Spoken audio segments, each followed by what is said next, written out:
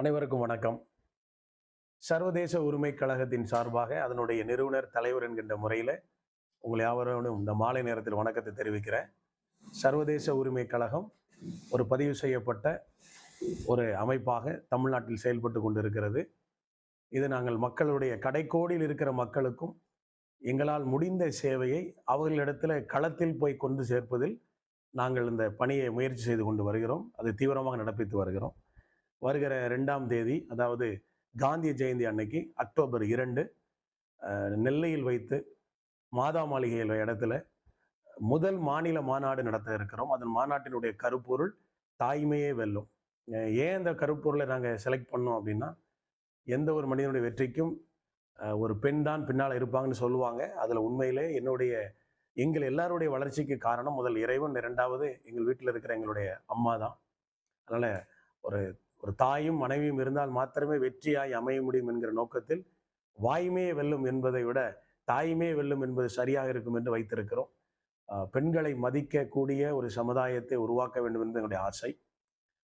நாங்கள் கடந்த ஆண்டுகள் நாங்கள் பயணித்த ஆண்டுகள் எல்லாவற்றையும் பார்த்தீங்கன்னா, அநேக மலை வாழ் மக்களுக்கு உதவி செய்திருக்கிறோம். கொடைக்கானலாக இருக்கட்டும், இல்லை ஊட்டியில் இருக்கிறவங்க, பளிங்கர் இனம், அப்புறம் பொட்டக்குறும்பர், அவங்க மத்தியில் ஏற்காட்டில் இருக்கிற மலைவாழ் மக்கள், அது மாத்திரமல்ல பிற்படுத்தப்பட்ட மக்கள், சமுதாயத்தில் எங்கெல்லாம் நலிவடைந்த மக்கள் இருக்கிறார்களோ அவர்களுக்கு போய் களத்தில் நின்று எல்லா உதவியும் செய்கிறோம். கிட்டத்தட்ட ஒரு 80 பிள்ளைங்களை நாங்கள் படிக்க வைத்து கொண்டிருக்கிறோம்.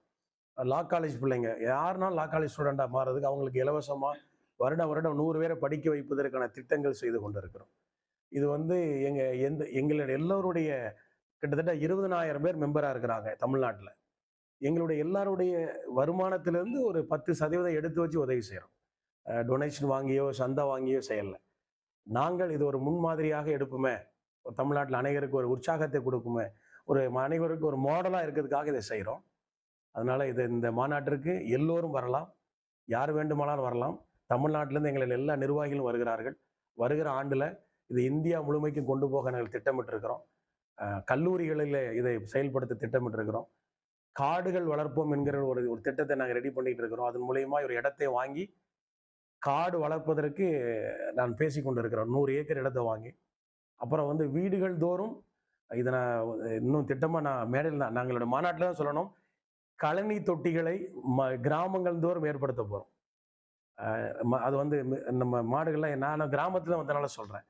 இப்படி நிறைய திட்டங்களை, அதாவது விமன் எம்பவர்மெண்ட், பெண்களுக்கான சுய உதவி, சிறார் பள்ளிகள், அதில் இருக்கிற பெண்கள் அவங்களுக்கான பாதுகாப்பு, பெண் சட்ட உரிமைகள், இப்படி எல்லா தரப்பிலும் நாங்கள் வருகாலங்களிலே செயல்பட இருக்கிறோம். இந்த மாநாட்டிற்கு நீங்கள் யாவரும் வருகை தரணும். தமிழ்நாட்டில் இருக்கிற மக்கள் எங்களை சப்போர்ட் பண்ணணும். இதில் யார் வேணாலும் மெம்பர் ஆகலாம். இது அரசியல் சார்பற்றது. இங்கே எங்களுடைய கொள்கையே குடும்பத்தின் குடும்பங்கள் தான். எங்களுடைய பைலாவில் நாங்கள் விரும்புகிறது ஜாதி, சமயம், பணத்திற்கு அப்பாற்பட்டது. எல்லாரும் சேர்ந்து செய்வோம். எல்லாரும் சேர்ந்து வாருங்கள். சமுதாயத்தில் ஒரு மாற்றத்தை ஏற்படுத்துவோம். நன்றி.